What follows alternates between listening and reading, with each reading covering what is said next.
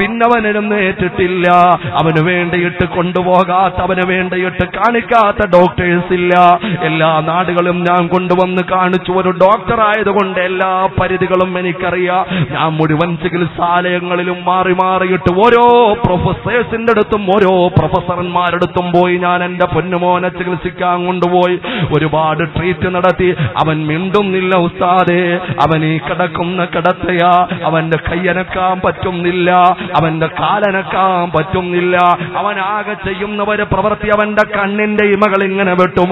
അല്ലാതൊന്നും മിണ്ടാനോ ചലിക്കാനോ പറ്റാത്ത ജീവശവമായിട്ട് കിടക്കുന്ന 6 മാസം കഴിയുമ്പോൾ ഒരു സ്പെഷ്യലിസ്റ്റ് ഡോക്ടറായി പുറത്തിറങ്ങാനുള്ള ചെറുപ്പക്കാരനായ തന്റെ പ്രിയപ്പെട്ട പൊന്നുമോനെ ചൂണ്ടിക്കൊണ്ട് നിറകണ്ണുകളോട് പറയുമ്പോൾ ഞാൻ കിടക്കുന്ന ചെറുപ്പക്കാരന്റെ കണ്ണിലേക്ക് നോക്കിയപ്പോൾ അവന്റെ 2 കണ്ണിൽ നിന്നും കണ്ണുനീർ തുള്ളികൾ 2 സൈഡിലേക്കും ഒഴുകുന്നതാ കാണുന്നത്. ആ കണ്ണുനീരെന്നോട് സംസാരിക്കുന്നത് പോലെ എനിക്ക് തോന്നി, ഉസ്താദേ, എന്റെ ജീവിതത്തിൽ പാഴായി പോയ സമയങ്ങൾ എനിക്ക് നീ എഴുന്നേക്കാൻ പറ്റുവോ? എനിക്ക് നീ പടച്ചവന്റെ മുമ്പിൽ അള്ളാഹു തന്ന കരങ്ങൾ കൊണ്ട് ഒന്ന് ഉയർത്തിക്കെട്ടാൻ പറ്റുവോ? തമ്പുരാൻ തന്ന കാലുകൊണ്ട് അള്ളാഹുവിന്റെ മുമ്പിൽ ഒന്ന് നിന്ന് നിസ്കരിക്കാൻ എനിക്ക് പറ്റുവോ? ഞാൻ വേണ്ടതുപോലെ ഇബാദത്തുമായി ബന്ധപ്പെടാത്ത ആളായിരുന്നു. എനിക്ക് ജീവിതത്തിൽ അങ്ങനെ ഒരു അവസരം കിട്ടുമോ? എന്റെ അസുഖം മാറി കിട്ടുമോ എന്നോട് കണ്ണുനീര് കൊണ്ട് സംസാരിക്കുന്നത് പോലെ എനിക്ക് തോന്നി. എന്റെ പ്രിയപ്പെട്ട ചെറുപ്പക്കാരാ, എന്റെ പ്രിയപ്പെട്ട പെങ്ങളെ, അള്ളാഹു തന്ന ആഫിയത്തുണ്ടല്ലോ, അള്ളാഹു തന്ന ആയസുണ്ടല്ലോ, അള്ളാഹു തന്ന ആരോഗ്യമുണ്ടല്ലോ, അള്ളാഹു തന്ന അവസരമുണ്ടല്ലോ, അള്ളാഹു തന്ന സാഹചര്യമുണ്ടല്ലോ, അള്ളാഹു തന്ന സൗന്ദര്യമുണ്ടല്ലോ, അള്ളാഹു തന്ന സമ്പത്തുണ്ടല്ലോ. അതെപ്പോഴും നിലനിൽക്കുന്ന ഒന്നല്ല പൊന്നുമോനെ. പൊന്നുമോനെ, വളരെ ഗൗരവത്തിൽ ചിന്തിക്കണം. ഏത് നിമിഷവും നീ നടന്ന് നീ അതാ യാത്ര ചെയ്യുന്ന ബൈക്കൊന്ന് ചരിഞ്ഞു പോയാൽ നീ എന്തെല്ലാം അഭ്യാസങ്ങൾ കാണിച്ചുകൊണ്ട് ആരെയെല്ലാമോ വെല്ലുവിളിച്ചുകൊണ്ട് 100-110 സ്പീഡിൽ നീ മഴയായിരുന്നാലും വെയിലായിരുന്നാലും പോകുമ്പോൾ പരിസരത്തുള്ള ആളുകളുടെ ബുദ്ധിമുട്ട് നോക്കുന്നില്ല. നിന്റെ വാഹനം രാത്രിയിൽ പോകുമ്പോൾ ഒന്ന് ഡിമ്മടിച്ചു കൊടുക്കാൻ പോലുമുള്ള സന്മനസ്സില്ല.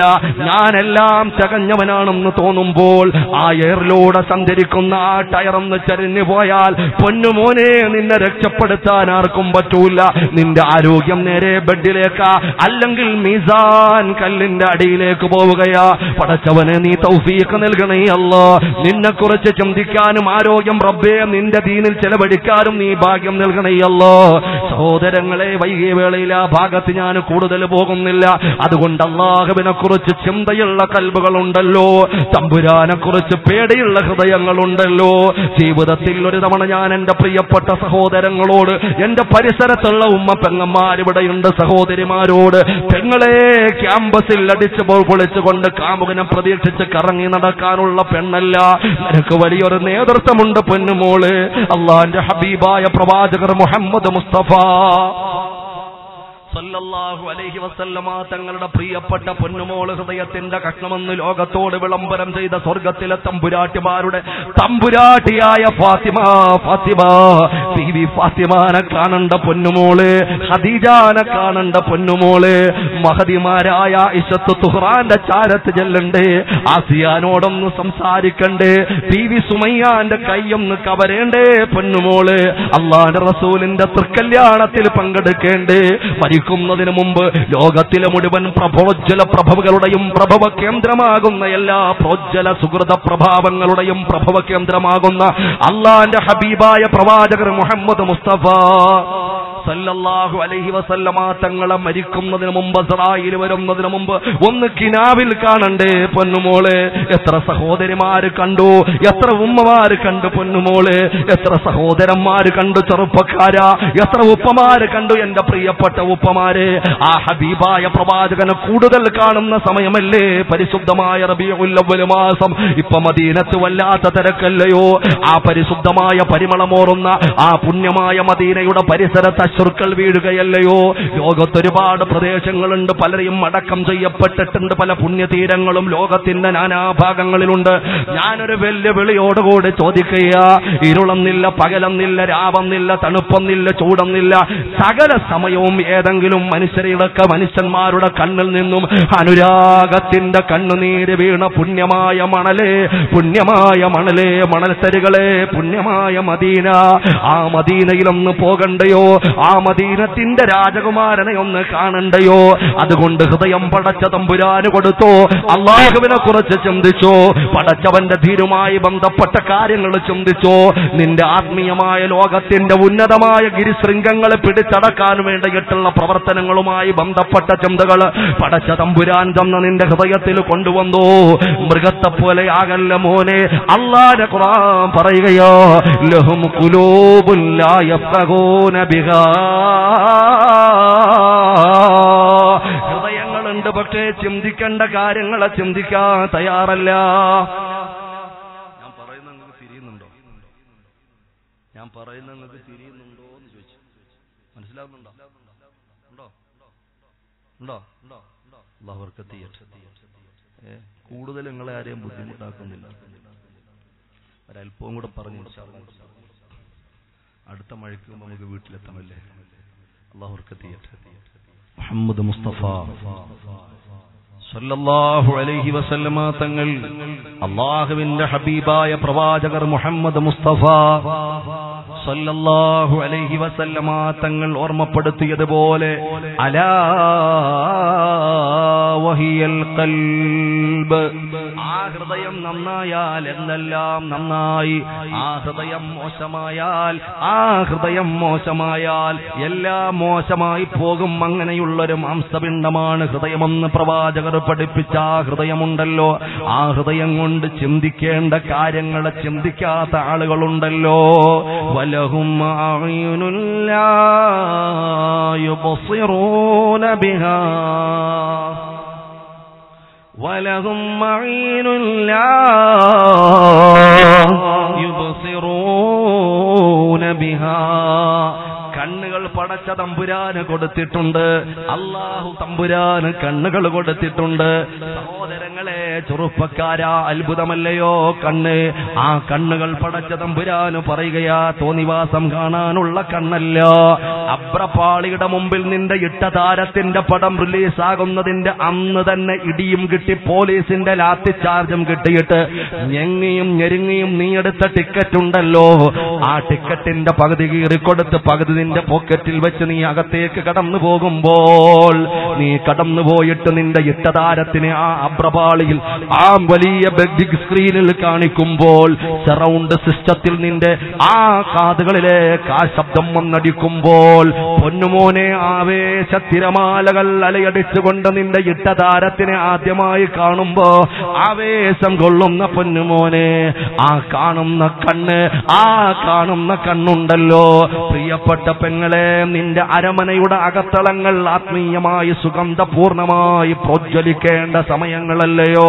ആ മഗ്രിബ് ഇശാഇന്റെ ഇടക്കുള്ള സുന്ദരമായ നിമിഷങ്ങൾ. ആ സമയത്ത് സീരിയലിന്റെ മുമ്പിലിരിക്കുന്ന പൊന്നുമോളെ, ഉസ്താദേ ഞങ്ങളുടെ സീരിയലൊന്നും ഇപ്പൊ കാണൂല, എല്ലാ പരിപാടിയും നിർത്തി, സമയം വേണ്ടേ ഉസ്താദേ? ആ വന്നു കിടക്കുന്ന ഗ്രൂപ്പിൽ നടന്നിട്ടുള്ള ചാറ്റുകൾക്കൊരു പ്രതികരണം നടത്താൻ പോലും സമയം കിട്ടുന്നില്ല. എന്റെ കാമുകനുമായിട്ടുള്ള ചാറ്റിങ്ങിന് പോലും സമയമില്ല. അതുകൊണ്ട് സീരിയലൊക്കെ കുറഞ്ഞു. സീരിയലിൽ നിന്നും സമുദായം രക്ഷപ്പെട്ടു എന്നല്ല, അതിനേക്കാളും വലിയ അപകടങ്ങളിലേക്ക് പെട്ടുപോകുന്നൊരു സാഹചര്യമല്ലയോ? സീരിയലെല്ലാം മാറ്റിവെച്ചുകൊണ്ട് സദാ സമയങ്ങളും അവൻ വാട്സാപ്പിലേക്ക്, അവൾ അതാ ഫേസ്ബുക്കിലേക്ക് കടന്നു പോകുമ്പോ, തന്റെ കാമുകനുമായി ചാറ്റ് നടത്തുമ്പോ, എന്റെ പ്രിയപ്പെട്ട പെങ്ങളെ, സ്വന്തം ഭർത്താവിനെ പോലും വഞ്ചിക്കുന്ന പെങ്ങന്മാരുണ്ടെന്നറിയുകയാ. ഈ അടുത്ത് കണക്ക് വന്നില്ലയോ പൊന്നു പെങ്ങളെ? കഴിഞ്ഞ 2014 10 മാസത്തെ കണക്ക് പുറത്തു വന്നപ്പോ 2868 പെണ്ണുങ്ങളാ വീട് വിട്ട് സാംസ്കാരിക കേരളത്തിന്റെ അരമനയുടെ അകത്തളത്തിൽ നിന്നും പുറത്തേക്ക് കെട്ടുപൊട്ടിച്ചോടിപ്പോയത്. ഇത് കേവലം എന്റെ കണക്കല്ല, ക്രൈം ബ്യൂറോ റിപ്പോർട്ട് ചെയ്ത കണക്കാ. 2868 പെണ്ണുങ്ങളാ കടന്നുപോയത്, സ്വന്തം കുടുംബത്തെ കണ്ണീരാക്കി മരണ വീട് പോലെയാക്കിക്കൊണ്ട്. സഹോദരങ്ങളെ, അതിൽ 500ഓളം വരുന്ന പെൺകുട്ടികള്, അവര് പ്രായപൂർത്തിയാകാത്ത പെൺകുട്ടികളാ. അതിൽ 1000ഓളം മാത്രം വരുന്ന പെണ്ണുങ്ങള്, അവര് 2-3 കൊച്ചുങ്ങളുള്ള മക്കളുള്ള ഒരു കുടുംബത്തിൽ വാണിരുന്ന പെണ്ണായിരുന്നു. അതിൽ തന്നെ എത്രയോ പെൺകുട്ടികൾ എവിടെയാ പോയതെന്ന് ഇപ്പോഴും കണക്ക് രേഖപ്പെടുത്തുന്നില്ല. ഏതെല്ലാം നിലക്ക് അന്വേഷണം നടത്തിയിട്ടും പിടുത്തം കിട്ടുന്നില്ല. കുറെ പെൺകുട്ടികളെ കണ്ടെടുത്തത് എവിടെ നിന്നാണെന്നറിയുവോ സഹോദരങ്ങളെ? റെയിൽവേയുടെ പുറംപോക്കുകളിൽ, അതാ റെയിൽവേയുടെ സൈഡില് ആ ട്രെയിൻ പാളത്തിന്റെ അപ്പുറത്ത് ഉടലും ഇപ്പുറത്ത് തലയുമായി കിടക്കുമ്പോ കുറച്ച് പെൺകുട്ടികളെ കണ്ടെടുത്തത് എവിടെ നിന്നാണെന്നറിയുവോ? ഏതൊക്കെയോ ലോഡ്ജിന്റെ റൂമുകളില്. അതാ ഒരൽപ്പം വിശക്കുപ്പിയുടെ മുമ്പിൽ ജീവിതമെന്ന മനോഹരമായ ജീവിതത്തെ തകർത്ത് കളഞ്ഞ പെണ്ണ് ഒരു നിമിഷത്തെ സുഖത്തിന് വേണ്ടി അള്ളാഹുവിന്റെ ദീനിനെ കാറ്റിൽ പറത്തി കുടുംബത്തെ കണ്ണീരാക്കി കടന്നുപോയി.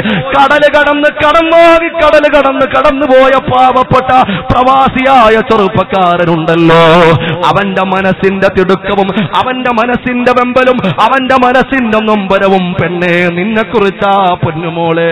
എന്റെ ഭാര്യ കാലം വല്ലാത്ത മോശമല്ലേ, എന്റെ ഗതിയിലായത് കൊണ്ടല്ലേ ഞാൻ ഇതെല്ലാം സഹിക്കുന്നത്. അല്ലെങ്കിൽ എന്റെ വീട്ടിന്റെ പരിസരത്ത് എന്തെങ്കിലും നിത്യവൃത്തി കഴിഞ്ഞു പോകുന്ന ഒരു പണി കിട്ടുമായിരുന്നെങ്കിൽ ഞാൻ പോവില്ലായിരുന്നു. നിന്നെക്കുറിച്ച് ഓർക്കാത്ത സമയവുമില്ല, നിന്നെക്കുറിച്ച് ചിന്തിക്കാത്ത പാതിരാവില്ല, നിന്നെക്കുറിച്ച് ചിന്തിക്കാത്ത പകലില്ല. അവൻ ക്ഷീണമില്ലാതെ പണിയുന്നതിനുള്ള ഏറ്റവും വലിയ ഊർജം അവിടുത്തെ ഭക്ഷണമല്ല പൊന്നുമോളെ.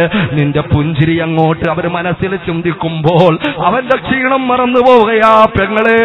വഞ്ചിക്കല്ല പൊന്നുമോളെ, തട്ടിത്തെറിപ്പിക്കല്ല പൊന്നുമോളെ.